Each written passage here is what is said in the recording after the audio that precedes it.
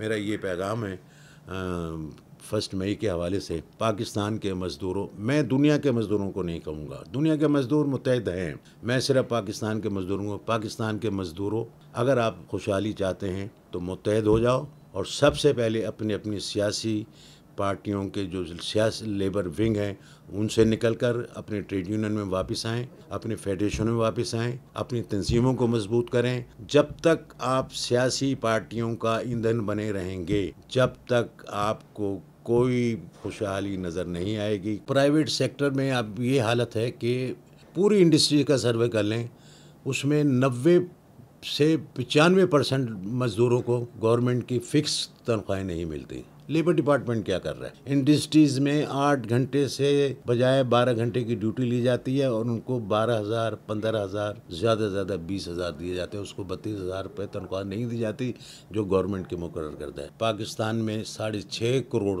मज़दूर जो हैं मुख्तलिफ़ इदारों में, मुख्तलिफ़ इंडस्ट्रीज़ में, मुख्तलिफ़ जगहों में काम कर रहे हैं, मगर बदकिस्मती से 6.5 करोड़ मज़दूरों में से 4 लाख मज़दूर जो हैं वो इस वक्त सोशल सिक्योरिटी और ईओबीआई में रजिस्टर्ड हैं। 6.5 करोड़ मज़दूरों में से जब कॉन्ट्रैक्ट सिस्टम नहीं है, यहाँ पर मुल्क में कॉन्ट्रैक्ट सिस्टम नहीं है, तो कॉन्ट्रैक्ट सिस्टम के ऊपर मुलाजिम क्यों भर्ती किए जाते हैं? उसका नुकसान मज़दूर को होता है। कॉन्ट्रैक्ट मुलाजिम जो है न तो सोशल सिक्योरिटी में रजिस्टर्ड होता है, न वर्क वेलफेयर बोर्ड में जाता है, न लेबर डिपार्टमेंट में उसकी सुनाई होती है, न ईओबीआई के अंदर उसको रजिस्टर्ड किया जाता है। प्राइवेट सेक्टर है, उस प्राइवेट सेक्टर में तो मज़दूर बिल्कुल बदहाल हो चुका है। और आज आप देख लें मुख्तलिफ़ शहरों में, मुख्तलिफ़ गाँव गोठों में जो ये ख़ुदकशी हो रही हैं, बदहाली की वजह से हो रही हैं। बच्चे बेच रहे हैं मज़दूर। ये तो हुकूमत को वक्त को चाहिए कि वो ये मज़दूरों के लिए तो कुछ करे।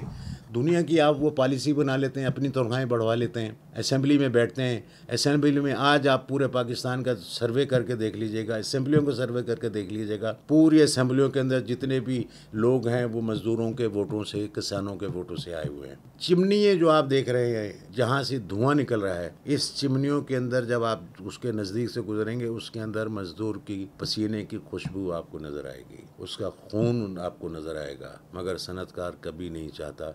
एक सनतकार मज़दूर को आज अगर सोशल सिक्योरिटी में ईओबीआई में रजिस्टर्ड करवा देता है, एक मज़दूर को रजिस्टर करवाने का मकसद क्या है?